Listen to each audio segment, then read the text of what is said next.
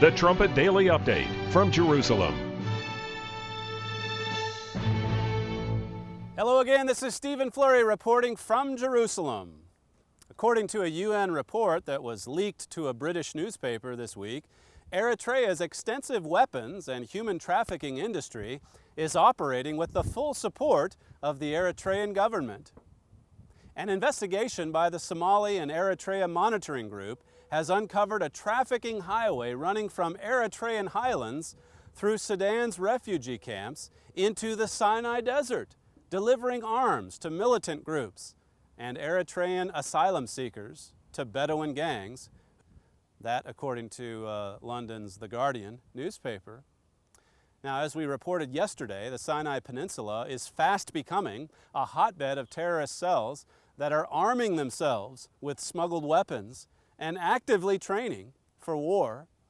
According to witness testimony cited in that UN report, the arms for Eritrea are delivered to Palestinians in Gaza, as well as to radical Islamists and Bedouin gangs in the Sinai.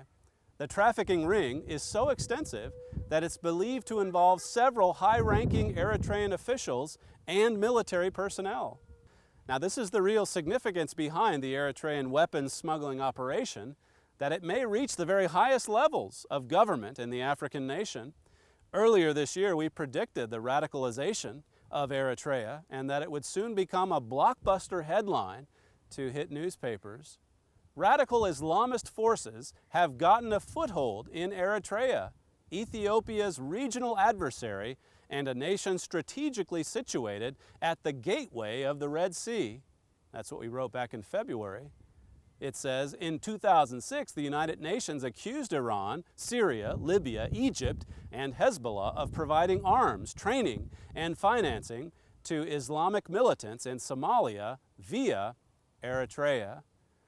In December 2008, reports emerged that Iranian naval vessels had visited the Eritrean port of Assab and deposited an undisclosed number of Iranian troops and weapons there. Eritrea's support of Islamic terrorism in general is so serious that the UN Security Council last November imposed sanctions on the country. The sanctions, stated U.S. Ambassador to the UN Susan Rice, will send the message to Eritrea that it will pay an ever higher price for its support of Iran and radical Islamist groups. So when it comes to the spread of radical Islam, Iran is always there, hard at work behind the scenes. They already control the Strait of Hormuz, and with the radicalization of Egypt now in full swing, you can be sure its sights are set on the Suez Canal as well. You throw in Eritrea and eventually Ethiopia, and Iran will have devoured the Red Sea.